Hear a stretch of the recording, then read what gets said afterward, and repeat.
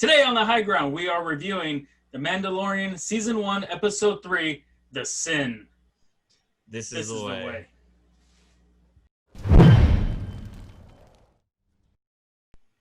Hello, everyone, and welcome to the Highground. So we are reviewing Episode 3, the Sin. So I am, of course, Adrian, and I am joined with Cisco. And let's just dive right in. So lots happened. Mando got his ship back from the Jawas. Yeah, built it back together. Yeah, him and the child are together. Yeah. And he's going back to Navarro. Mm-hmm. Navarro, right? Yeah, Navarro. Okay. He's going back, and I just noticed, like, it's a lot more of a volcanic planet outside, because, like, you only see the dunes, and you only see, like, well, it doesn't even really have dunes. It's almost like Mustafar. Yeah, like, it's a lot cooler. A lot cooler than Mustafar. There's actual sky. Mm-hmm. I'm pretty sure it might rain every now and then. Yeah. But you could just see when he's zooming in all that, magma or lava or whatever you want to call it. Yeah. And I just noticed that rewatching it because, like, first time I'm watching this, I'm just like, all right, cool. But, like, then again, I'm like, all right, this is different eyes. This is reviewer's eyes. And I just noticed that, so that was pretty cool. I liked it. Yeah, I know. Rewatching it, I saw a lot of things that I didn't notice before that I really enjoyed. Like, there was a part in... Oh, this is later on. Well, I'll get to that later. Okay. I don't want to start talking about it now and, like, just jump ahead. Right. No, all right. You save it.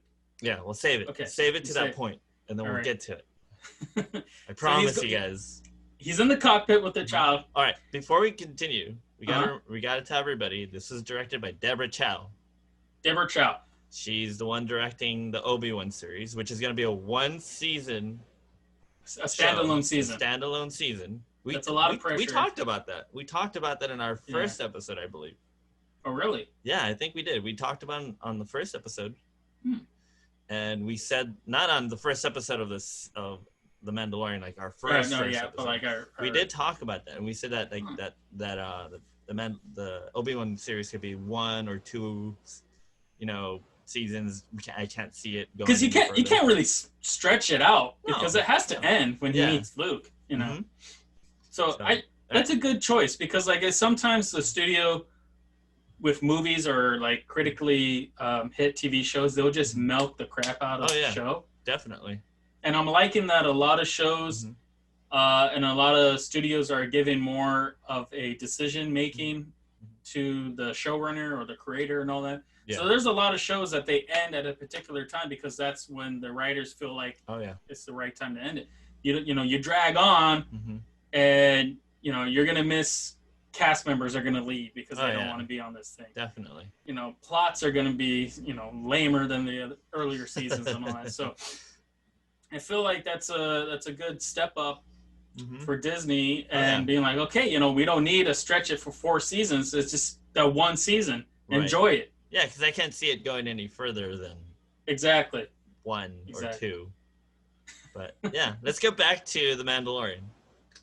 Or else we're gonna be. I could literally talk about Obi-Wan forever. We could discuss that. One season, one season. Another episode. I know, for 10 episodes. Kidding. No, we're not gonna do that. So all right, so Mando's in the cockpit with the Razor's crest, and little baby. Say that there's a child next to you, literally like you're Mando. He's right there. And he's right there in the scene. He's staying put. He's actually he's behaving. He's actually behaving right now. He's playing with that little knob, and he wants that little circle. When I was watching this the second time around, I'm like, how does the child not know that that's not, if that's safe to play with that knob? Because imagine he plays with it, he pulls the lever, and it's like the space handbrake, right? And then Razor's crest just like stops and shakes, or like what if that's like their oxygen levels or anything like that? Yeah, an ejection button. Yeah, throws out the window. Right, I don't know. Right. So he just wants to play with that little ball. Yeah, like it's a toy. It's a toy. We forget that this is a baby. It's a child, but he's a baby, and it's kind of sad that he doesn't have any toys. Like the only thing that he plays with are frogs, and then he eats the frog. Yeah. That's something that I like. I don't know. I mean, Mando is being the good parental figure, and took that ball from. It's a choking hazard. Yeah, it is a choking hazard. It's a choking hazard. Yeah. It says on the ball, like ages 4 and up. Like. Well, you know what? He's 50. The child is 50, so he's illegally can do it. So yeah. Okay, all right. Damn it, you cracked the code. Okay. All right. So you get the sense of Mando feeling for this, this being his bounty. You're like, right? He's being nice to his bounty because he wasn't nice to his other bounties. Oh no, because they were much older than Baby Yoda. I mean, it wasn't like a child. They've made their decisions in life. They are guilty of their decisions. Now the child is just, what is he guilty of? Of just being a child. He's just being a baby, of the Yoda species. We don't know the name of him yet, but we'll see. I don't know. I'm not gonna even try. I'm not gonna try. All right. So I like how little through the episode, as it stretches out, Mando feels more and more attached to the thing because it saved him from the Mudhorn. Oh yeah. So he has, just like Jar Jar Binks, when Qui-Gon saves Jar Jar Binks, he has that bond. So I'm not gonna say like Mando is Jar Jar Binks in this situation, which characters are very, very, very different. Right. But they kind of have that bond. I'm assuming that there's something in that relation in the Mando society along with the Gungan society. Yeah. There's like an honor between, if one person saves the other person's life in battle. And you can honestly say that his fight with the Mudhorn was a battle. Oh yeah, definitely. So I think that's just like one thing in his head. Also, it's a child, it's innocent, blah blah blah. But I'm going out there. So let's go back in here. All right, so they're walking through the streets. Do we know that outpost name? I don't actually. I just know it as Navarro. So that's the planet. Really do the research on the city. I mean, the little outpost. Yeah, I mean it's pretty big because it's in like all these little cracks on the earth, and they built on it. Right. It's really interesting how the way it's intricate and set up in there. But I do enjoy the life that it has, with all the Jawas and the Twi'leks. Jawas are on Navarro too. Whatever you call them. Huh? I know, yeah. Jawas are everywhere. Yeah, they're everywhere. They're gonna be in season 2 already. Like you see their little beady eyes. Yeah, so we got like you said, the Twi'leks, and then we got some other aliens that we're not too familiar with, like that guy with the huge jaw. Oh yeah, he's just like has a big jaw, neck, and all that. I love it when there's like a bunch of aliens from different planets that actually look realistic. Right. Like you look at the aliens over like for the sequels, they look very Muppet-like. I don't know if you ever noticed that. Did you ever notice like how they look? Kind of, yeah. They don't feel realistic to me. Like if you look at Admiral Akbar's son, it didn't look like his species. He looked very young, like really, really young. It was cartoonish. Yeah, yeah. I want to say that the reason why I like this show, and it's like I'm gonna harken back to what we said in the first episode, is that it's gritty aliens. Yeah. Oh yeah, definitely. Because they look realistic. Exactly. Yeah. The originals had gritty aliens. Prequels had bright, shiny, yellow, like brown, dark red, red, orange, whatever. Yeah. They were all colorful. They were all shiny. They were all like well lit. They were all had gowns and all this stuff. And I feel like the sequel trilogies try to go back to the original, but they wanted the aliens to stand out more. Right, yeah. And they did it a little too much because like you know, when they're in the back of the bases and all that, and you see these aliens, they're so colorful. They pop out, and they're not supposed to really pop out. Yeah. They're just supposed to blend in. They're not the hero. They look like Muppets almost. Exactly.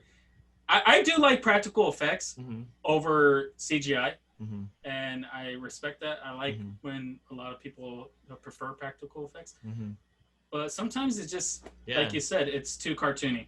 Yeah, like in the prequels, the aliens seemed very. There was a lot of CG done for the aliens, which I really didn't like.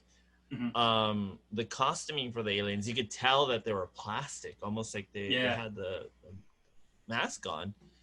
But for like the trilogy, the regular trilogy, I know they were the same thing. But they did some amazing special effects and practical effects, and the lighting was great. That it made them feel very realistic. Right. And I feel that in The Mandalorian, they did the same thing.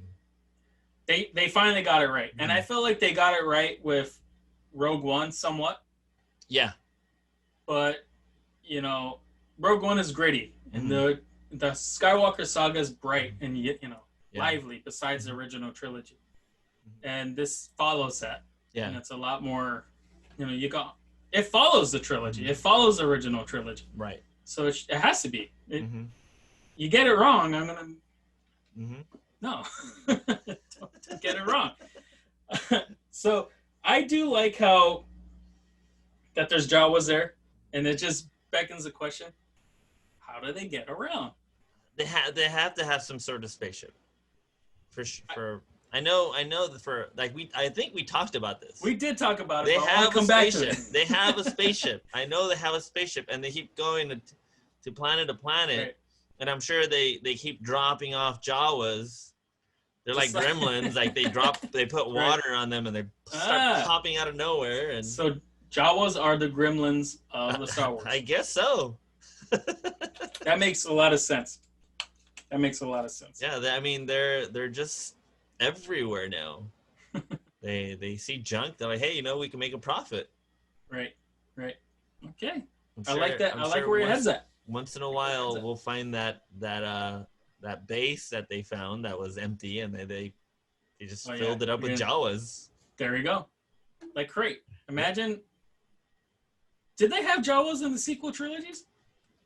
I don't remember seeing any Jawas in the sequel. I don't remember seeing a lot of the classic. Like aliens? Yeah, aliens. Designs? And none of the, a lot. I didn't see any of them, actually. I don't remember seeing a lot.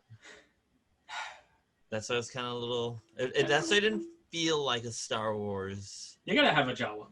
They probably do. I don't know where they're at, but it just, that's like kind of like, I was trying to look around maybe in Canto Bight. I have to rewatch it. Jawa and Canto Bight? I don't think so. That's just too high class. Imagine seeing a Jawa like in a tux kind of thing, and he still has his rag. Drinking a martini. Yeah. Damn, there you go. I like it. All right. Martinis traded by Jawas. Martini. Oh my god, we gotta trademark that. All right, so let's continue. All right, let's go with the story. I think we're deviating, or else we're gonna spend 2 hours or 4 hours. Unless people like the banter. I don't know if they do. I like it, but we'll see. We'll see. Who knows? Maybe people are getting annoyed. Like, come on, get with the story, guys. We're sorry. I'm sorry. So he goes back to the client. Mm-hmm. The eye comes out, starts talking, scans a little scanner, and 2 stormtroopers come out. And I like how that stormtrooper gives him the sass. Yeah. Because Imperials are sassy throughout all the movies that have Imperials. At this point, yeah. They're sassy as hell. Yeah. They have little quick comebacks. They call you scum. They're all that stuff. So I just realized I wrote down on my notes, Imperial sass. So he goes and meets the client, and the client's just Werner Herzog, man. I love him in this role. He's awesome. He's happy without being like happy. Oh yeah. He's elated without being like jumping around and stuff like that. He has that sternness, but he has that mirth in him. Yeah. So it was just it was just happy. I was just happy to see his happiness, how little of it was. And of course, he brings out the ice cream maker. Yeah. And we finally find out that it's a container of some sort. Yeah, it's a bank. It's like a little briefcase, like those little hard little. Last time we saw it was in Empire Strikes Back. Yes, with I wrote it down here. Wilrow Hood. There you go. He was running around with it, with the ice cream maker. Everyone pointed it out. Everyone dresses up as him in celebration. They have their little. They're running around too. That's awesome. So, begs the question: what was in Wilrow's? Who knows? Luke's hand. It fell on him, and he's like, "All right, might as well put it in there. It'll cost me something later." Maybe he had the lightsaber. Yeah. Yeah. So maybe that's how it happened. Maybe. Or maybe it was just his papers. I don't know. What if that's like the Star Wars briefcase? I don't know. Maybe it actually did have Beskar, and Herzog took that away from him, and that's how he ended up getting the Beskar. I don't know. But that's a crap load of Beskar when he that's a unveils it. Yeah. It's a lot. And I'm not too familiar with the currencies and all that stuff, but just I like how they showed that amount of Beskar, and that's a hefty. Well, 2 plates seemed like it was a lot of money, a lot of credit. Sorry, because they said, "I'm rich. Too. I'm rich." Yeah. When Brief Karga said that he was rich because he had 2 plates of Beskar, it just makes you wonder how much that is. Yeah. I'm sure someone out there has a video on the currency of Beskar. Like the equivalents and the differences and all that. And if you guys know, please let us know in the comments. I actually want to know. I'm pretty sure maybe on Wikipedia, maybe? I don't know. Yeah. Well, I'm sure someone did the research on how much it is. But then, we get that glimpse of Mando, what are you going to do with it? Yeah. He's feeling for this guy. And Werner did not like that. His mirth turned into he's like, what? What? And then the other troopers come out, and he's basically telling them, just grab your stuff and get the hell out. Yeah, you did your job. Now get out of my face. I have more important things I have to do. I don't have to explain what I'm doing. I don't want the Republic breathing down my neck. Exactly. Exactly. And he sells it. Yeah. Just Werner Herzog. He's a good director. He's a good actor. Love the guy. So he goes to the Mando colony underneath. Oh, yeah. And he has his little ice cream maker. And he's walking through super badass. And we see a lot more of the Mandalorians there. So the first time we see the underground colony, we only see the kids and there's people in the background. We don't get close up. They're very shadowy. You can't really make out and they're attached. They're on the walls basically. They're hovering around the walls. Yeah. So now we see more up close the different types of colors, the different maybe they're different clans, it's like the houses, different tribes, different houses, all that stuff. So Mando brings he brings the Beskar in front of the armor, and she's all right, let's get down. And he has his little montage of him in his past. I just like the fact that how she's she takes out the Beskar and she's just putting it on the kind of counting it and going, damn, I haven't seen this much Beskar in a while. Oh, and then it of course attracts the attention of different different Mandalorians. They're like, well, what's going on? Did he actually bring ice cream? Yeah. It's hot on this planet. We're underground and with all the magma and lava and all that what stuff. What flavor did he get? Beskar. You got the Beskar flavor? Yep. And then Paz comes around. Paz. Vizsla. Not to be mixed. I think he is related, right? No, okay, so here's the thing. Vizsla, and then there's Vizsla. Oh. Pre-Vizsla. Yeah. It's just a S. The S after the Z. Oh, I see. Paz Vizsla. Vizsla. Ice Z. Yeah. Sorry. Oh. That's so dumb. Ignore I said that. So he comes around, and I like his armor a lot. It looks like he's a commando guy. Oh, yeah. So, the other Mandalorians are just, well, we've seen the armor before. Like Mando, he looks pretty cool, but the other guys just seem kind of, very generic, plain and basic and all that stuff. Yeah. And but this guy looks like he's heavy duty, built like a truck. And his helmet, it has those little ridges on and all that stuff. It's a lot shorter. Yeah. Because other Mandalorians, like, I'm pretty sure, like, it ends, like, kind of like right here.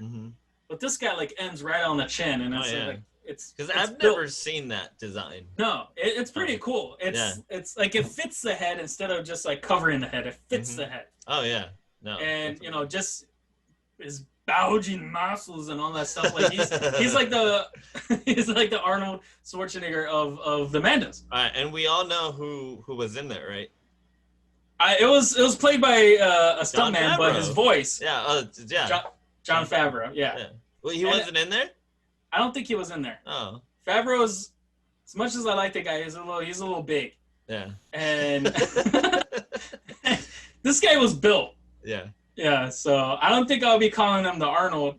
Yeah. Favreau was actually in the suit, but he changed his voice because of course he played Pre Vizsla. So it was kind of I was thinking that it was him. Like it was like part of the Descendants or maybe part of the same house. The names are very very similar. It's just that one S. Yeah, he's probably his cousin lineage. Let's see here. So he mentions the Purge again, and so far we've heard like 2 mentions of the Purge so far. And it just like begs the question, what is the Purge? Because there's a lot of we haven't seen it yet. We haven't seen it yet, and I really hope we're gonna see it in this coming season. If not, then the next season after. I'm sure they will bring it up. I wouldn't be surprised if they bring it up in what's that one show that they're gonna come out with? The Bad Batch. I think they might bring it up in the Bad Batch. Okay. So, yeah. Hopefully, well, Moff Gideon, he was like the Imperial in charge of Mandalore. So yeah, we still don't know much about him. Right. So he could also be a Mandalorian. He could be. Who knows? I have no idea at the moment because he has a lot of information. Right. On Mando and everyone that's there. We'll get to him. Yeah. I was just about to say something more. We'll get to him. We'll get to him in later episodes. So he gets his nice shining armor, and I love how they're building it. They're doing all that stuff. And what is it with the armor doing her thing that's traumatizing to him? Because each time I don't know. He does her thing, he always thinks about his past. And I don't know if that's like a trigger for him to go back into his like PSD or whatever that stuff. I think it is. It's more of the fact that he's getting this armor pieces it is making him remember the past, but I don't think it's traumatizing. It's more like I think it's like he's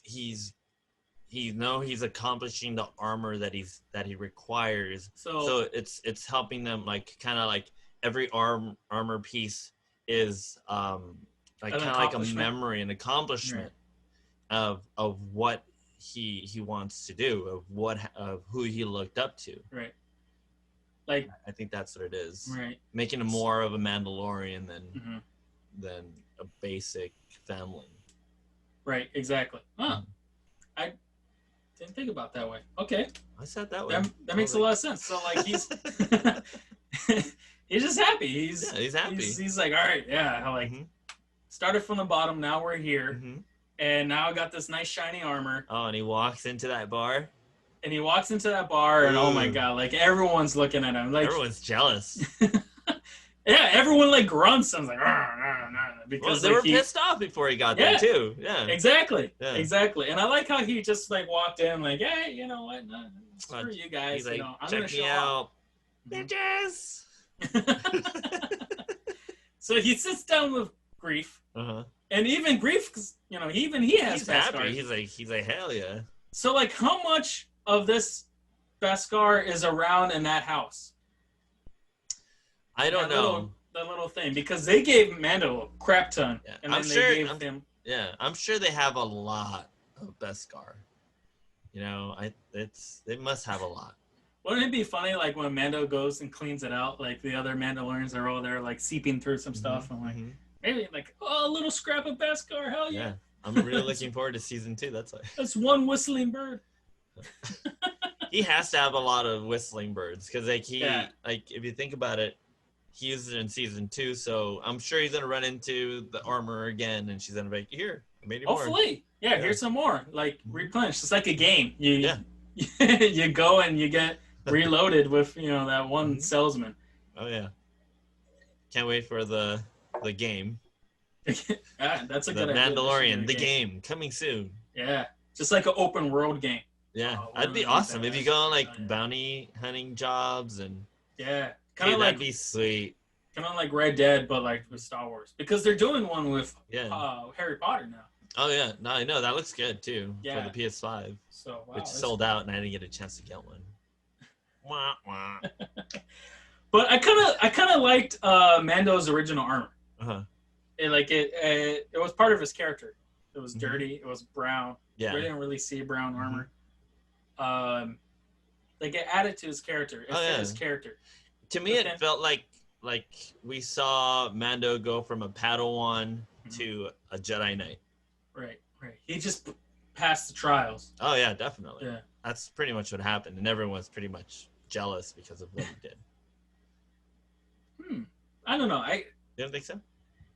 I do agree with you, but it's just like I liked the other armor. Oh. As crappy as it was. I mean, I'm sure you could probably paint it, right?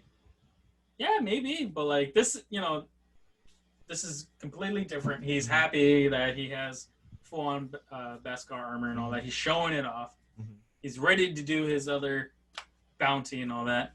But I do like how Griff is like, let's go to the Twi'lek healing baths. See, that's the other thing. That's what I was going to bring up. Right. That there is water there. Maybe it's like mineral baths. And I think that's the reason why that little town was set up, because of the mineral waters.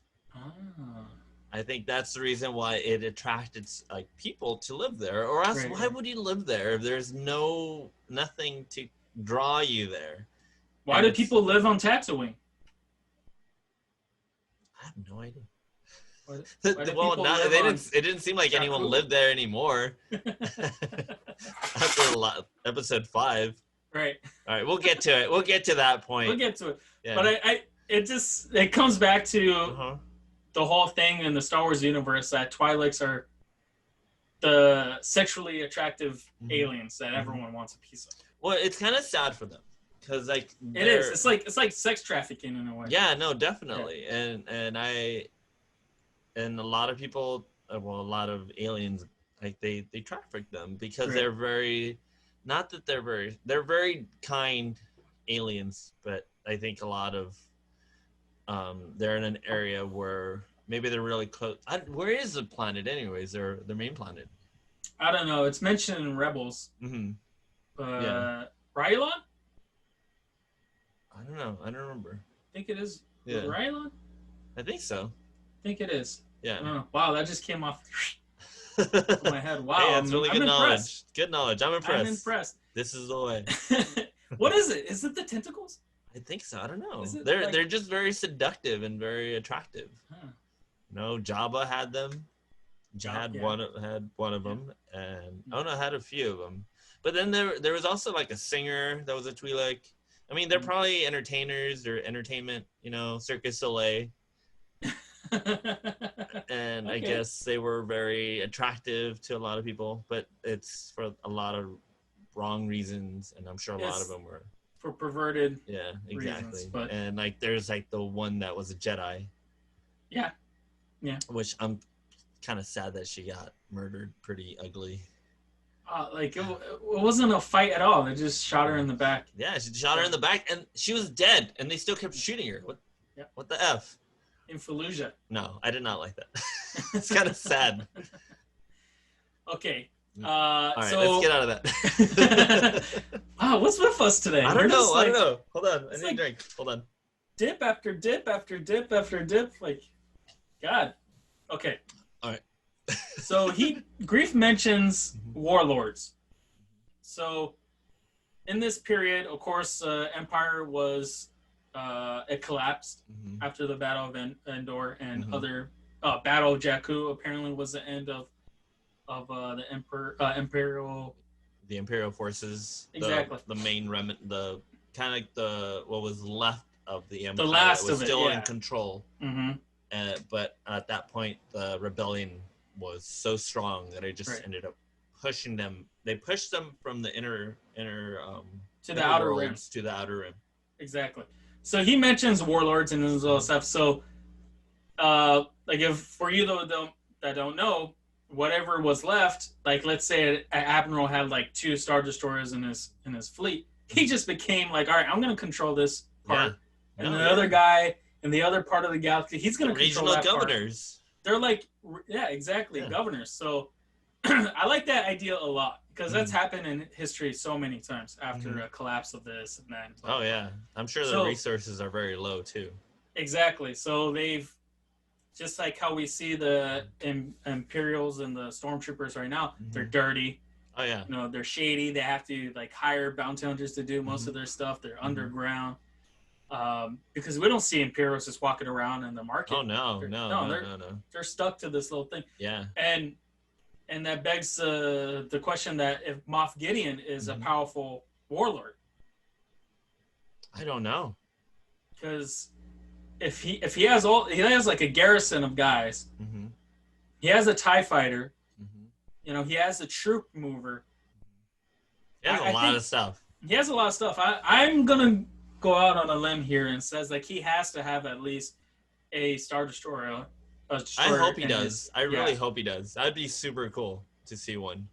Because I think one Star Destroyer is like 8,000 people. That's a lot, yeah. Yeah, I don't know the exact amount, but I saw somewhere like there, like the Imperial fleet at its height was like the trillions. Oh yeah. Yeah. So and I think he must have a lot of Beskar on that on that ship. If he does have one. Maybe he's trading it for food and all that stuff. He's like, all right, you give me all those Jawa juices. I'm gonna give you one little piece of half of Beskar. Yeah. So if he has that, I'm sure he has a bunch of TIE fighters too. Exactly. Exactly. So I liked how you said that. And then he also mentions the Republic. So he mentions the New Republic, and then in later episodes, of course, we're going to see more mentions and more, sighting of actual New Republic ships and all that stuff. Yeah. But I do like how he's like planting the seeds, because a lot of people who are not too familiar with the background lore and all that stuff, it's exciting. he's mentioned something that we're going to see later, but something that has to dive right in with the other sequel trilogies. Oh, yeah. So I like that touch. And then he also mentions spice. Like the spice mines of Kessel? So spice is a drug? Type of drug? Spice is used for a lot of purposes. It can be used for like healing drugs, I believe. I think it could also be used as like a narcotic, like a very right. I'm sure. That's all I know. That's all I know. Because it's like there's like a negative connotation to spice, because we see in the Clone Wars that only like syndicates deal with spice. We see in the sequel trilogies and Rise of Skywalker that Poe was a spice runner, and everyone's like, "Oh, you're a spice runner," and all that. Give him crap for it. Yeah. And then just like how he mentions, just take this spice and then you'll forget all about it. Like he turns into definitely. Yeah. Chong right there. Like, hey, have a little bit of pixie dust. Yeah, exactly. I like that a lot. He's like, forget all about it. I'm sure.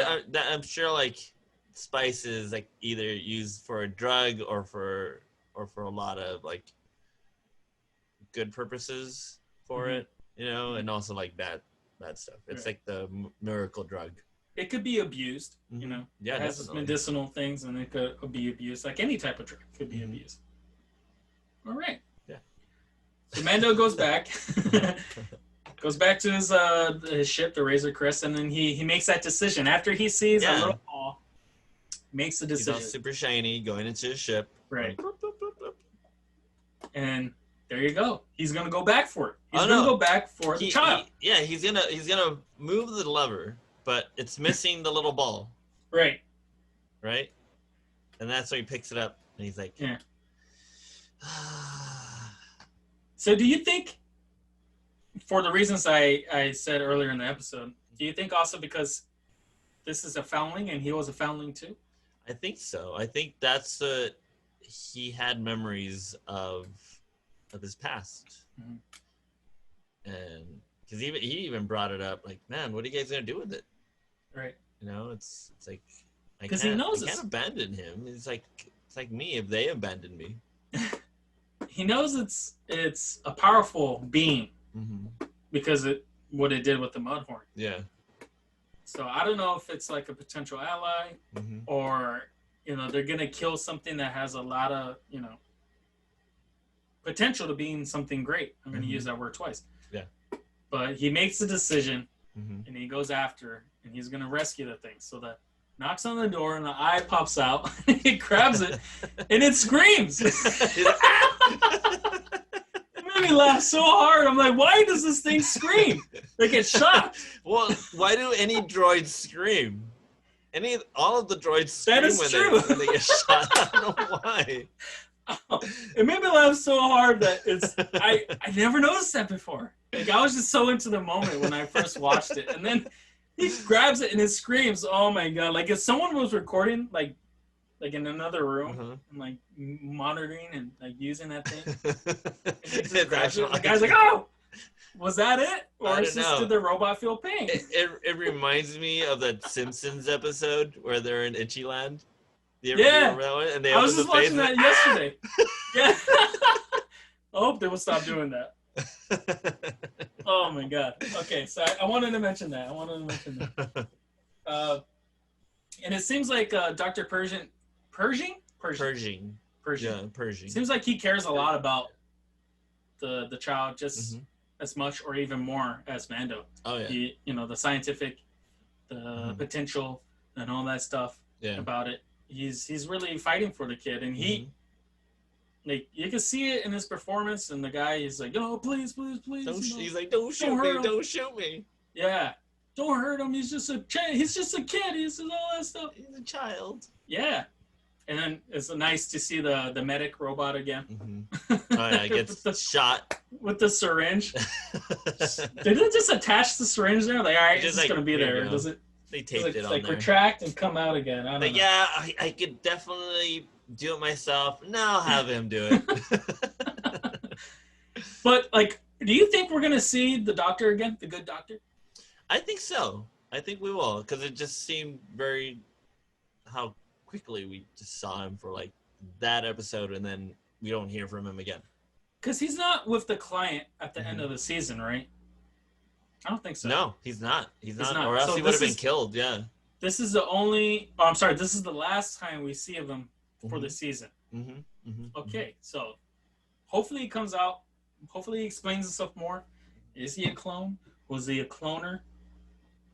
I don't know. Who, the Baby Yoda or the no, guy? The doctor. The doctor. Yeah, no, I don't think I think he was a cloner or a scientist just trying to study that species of Yoda. Right. I don't know. Hopefully his story and his motives come out more in the season. I'm sure he I have a theory of what's gonna happen to him, but I don't know if I mean, it's a theory. Should I even say it? Yeah, or should I just wait until like the end of the season? Or I mean, I think he's gonna die. Oh yeah, I think he's gonna sacrifice himself to save the baby. The baby's gonna get kidnapped again. He's gonna be there, and he's gonna help the Mandalorian. And then he gets shot by, I don't know, one of the whoever is the villain. He seems like that type of character who's gonna be okay, like he's gonna sacrifice himself for exactly for the greater cause, the greater good. the greater good.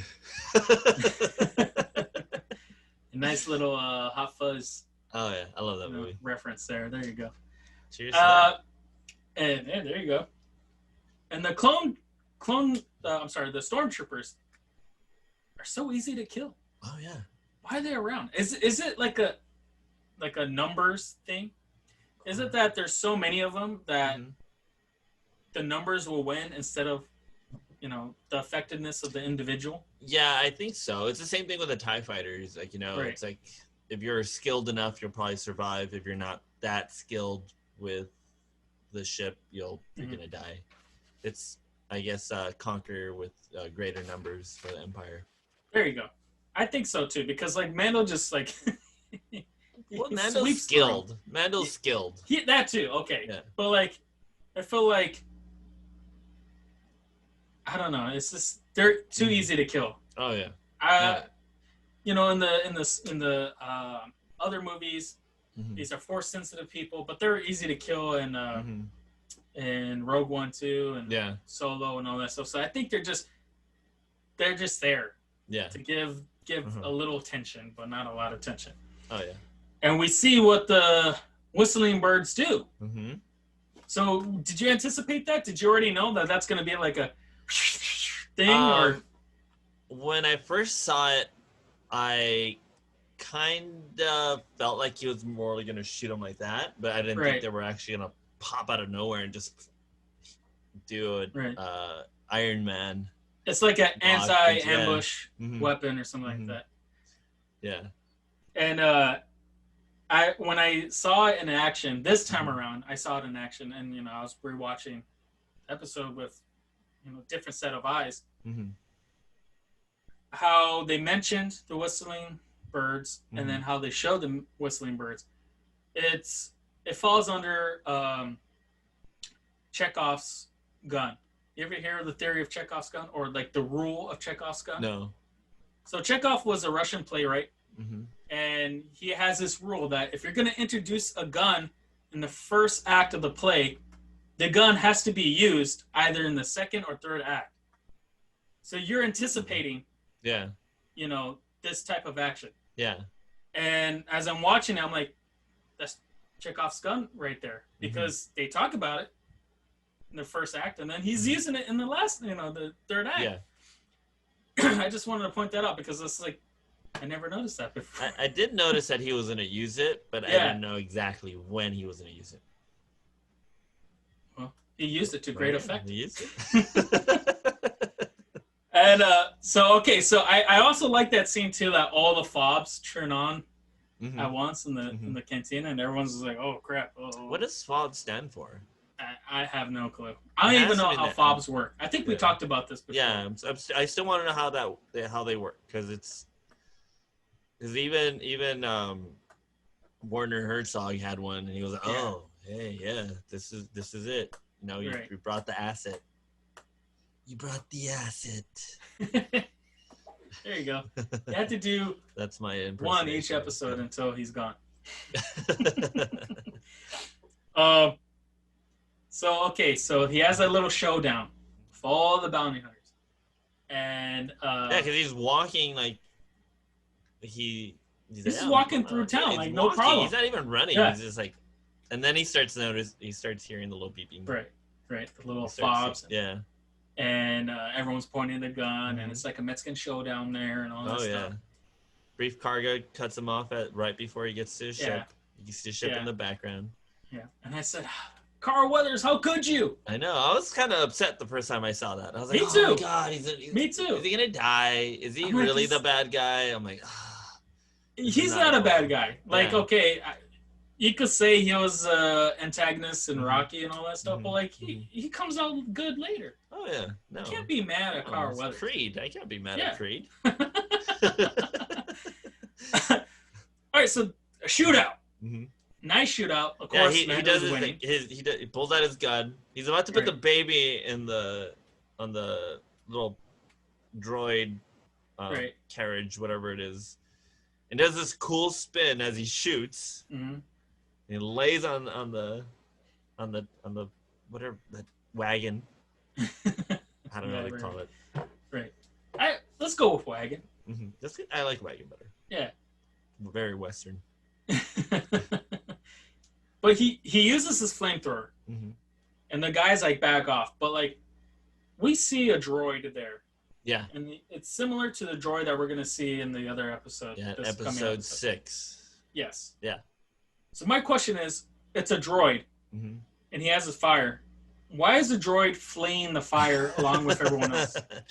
I don't know. I'm sure. Shouldn't the droid be like, "This is fire. I made out of metal. I'm just gonna go through." Well, remember episode 3 when R2D2 shoots oil and then he burns the floor and the damn droids blow up. I think that he didn't want that to happen to him. Okay. Maybe like his wires will get melted. Yeah. Short circuit. Hey, I'm bulletproof, but I'm not fireproof.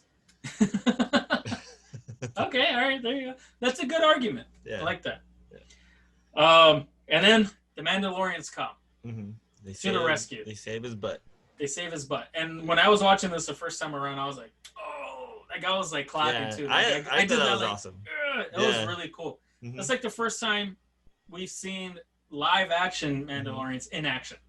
Because of course we've seen the cartoons and all that cool stuff they're doing. And it wasn't a lot of Mandalorians. There wasn't a lot, but like these guys came in, they saved their ass. It was, it was last minute thing. It was what's the word for it? The cavalry. Yeah, the cavalry. The Deus Ex Machina. There you go. Yeah. The last thing that's gonna save the hero. And I have a feeling that these Mandalorians are the ones that actually escaped the tunnels. And I feel like the rest of them that weren't there, they got creamed. Or I don't know, maybe they ran off and they just left the armor there. Who knows? Because like if one Mandalorian could take down a whole hut full of stormtroopers, a whole colony of Mandalorians, and these guys know what they're doing. Yeah, definitely. I'm pretty sure this is not the last we've seen of no. Yeah, so we'll get to that point. I want to talk about it now. I'm like, no, we'll just get to it. We'll get to it at one point. And then we see that Paz. Okay, so Mando escapes, and he's off in the air. And Paz has a jetpack. Of course he does. Yeah. Oh, we were forgetting one part. So he gets onto the ship. Right. And he runs into Brief Karga in there. Oh, yeah. He's hiding. There we go. I forgot to. Yes, I did. He jumps out in the back. He's like, "Gotcha! Like, give me the baby." There's a little. Freeze, motherfucker! Freeze! Yeah. Give me the baby. And Mando shoots him, and of course he has the scar right there. Hey, okay. Here's the thing that I find weird. In the first episode, the carbon chamber was on the left side towards the back, right? I feel like wrong? Because like he walks in, right? Because like when the guy was in the bathroom, he goes down, he sees the bathroom, and then he walks back, and then Mando grabs him, puts him in carbonite. Because on the right side, they had all the carbon chamber guys. So if I'm the green guy, the blue guy. Yeah. All right here is the carbon guys. No, the other people side. in Frozen. This side. Yeah. I remember them on this side. Really? Yeah. And then Mando just grabs him and like pushes him. Yeah. That way. Was it? I don't know. Things are different in space. Yeah, because it just didn't seem right. Because like when Brief Karga came down, right. The carbon chamber was more towards the middle, towards the back, on the right hand side. Or if you're looking into the ship. Right. I don't remember. We got to go back. So that I was kind of like, is that thing movable? Can you? It's like a portable. Maybe he has two of them. Maybe he has one on each side because we only saw the one side. Yeah. Maybe he has another one there. Mm-hmm. Not too sure. I wonder. Now I want to know. I hope they have like the specs of the ship. So I kind of want to see that. The schematic of it. Yeah, exactly. Yeah. I'm pretty sure you could look it up somewhere right there. Yeah, because that's what I noticed on like this time around. I was like, wait, wasn't it on the other side? Like, why is it on that side? We'll see. We're gonna have to review that. Discrepancy. We're gonna have to review the review of the first episode. Discrepancy. What character is that? Who does that? I don't know. I just said it. I was just like, discrepancy. So, so he's flying on his jetpack, and he salutes Mando. So, do the Mandalorians have like a military salute? I don't know. There's like, what else can he do? It seemed very, very cheesy when he did. When you think about it, yes, but like, first time you're watching, it's like, oh yeah, he's like, all right. Well, you also, I just remembered too. Lando does it too. He does this. Lando does it to Han, and then Han's like, I think Han goes back to right, like. And I think in the Clone Wars, the clones salute too. Yeah. Oh yeah, they do. You're right. Because like, what else is he gonna do? Like, bye. Bye. Have a nice day. Right. Oh my god. There you go. Yeah. Okay. They salute. And then but it seemed kind of weird though, right? It did kind of like when I'm thinking about it now. I'm like, I never really noticed that. It's kind of like you're so used to it, you're blind to it because you're so used to it. Yeah. But then like, would that exist in Star Wars? I don't know. Probably. Because there's different types of salutes. The Romans used to go like that. Yeah. You know, and then, there's. I like that one. I'm gonna start doing that from now. They used to do like that, but like somebody else took that. Oh yeah, no, they don't do that now. That does not. Can't do that now. No. But they used to do that. So I think like this too. Hey, there you go. I was thinking how I was talking about Chekhov's gun. There's a lot of Chekhov's guns in the episode. So I made a little list. The Beskar given to Grief. He shows it off, and then Mando just happens to shoot him in that area. Yeah. There you go. The grumpy bounty hunters want to get revenge, and then they finally have an attempt to get revenge. Oh yeah. But they fail at it. I like it rhymes. Right. Exactly. Like Lucas said, it rhymes. It has to rhyme like poetry. There you go. The colony of Mandalorians and all that stuff, they're seen, they're more present, and then we see them out and about kicking ass, and then of course the whistling birds. So there's a lot of Chekhov's guns in this thing. There's a lot. I love it. I like it.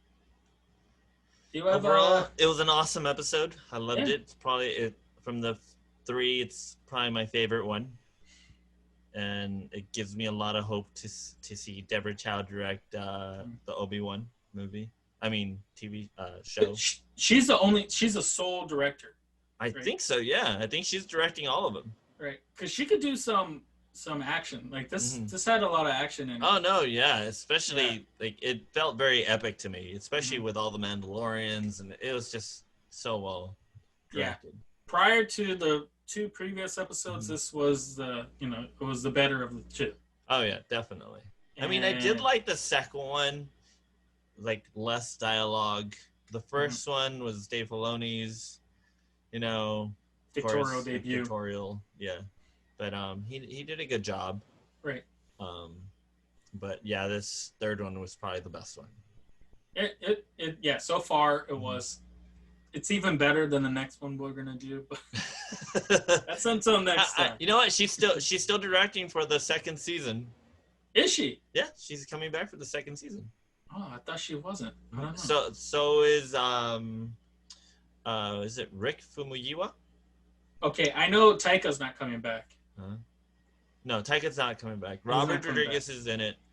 Even Carl Weathers is directing. Oh, I know. Yeah, Carl Weathers and Jon Favreau are directing some episodes. There you go. Yeah. There you go. And of course, we have Dave Filoni.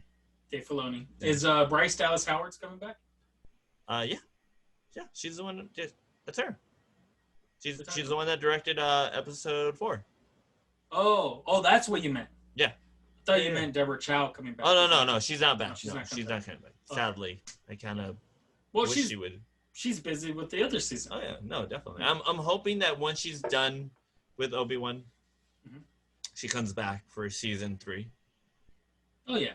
I'm crossing my fingers. Or that, or she directs the Star Wars movie, which would be really awesome. Mm-hmm. That would be cool too. Yeah. I don't know. I hope for the best for all these directors because they've done a fantastic amazing job so far. Yeah. And then we get a cameo on episode 6 from all 3 of them. I hope Dave Filoni goes more with live action because he's done his animation, which we all love, but like he has another gift of live action now. So like just run with it, dude. Oh yeah, definitely. Yeah. Use your skills that George Lucas has given you. Here's the torch. Pass it. No more Jar Jar Binkses. I know. He's the new Obi-Wan Kenobi. There you go. I like it. I like that. Let's end on that. Let's do it. So, thank you everyone for watching our review of episode 3, The Sin. And don't forget to click, share, and subscribe. And also, we have Instagram, the Highground Pod. Don't forget the bell notification. Yes, thank you. Don't forget to follow us there. And you have any last things, Siska? No. May the Force be with you guys. All right. May the Force be with you guys. I'll see you next time. Good night, I did the salute. Hey, there you go. I did that. Don't do the other one.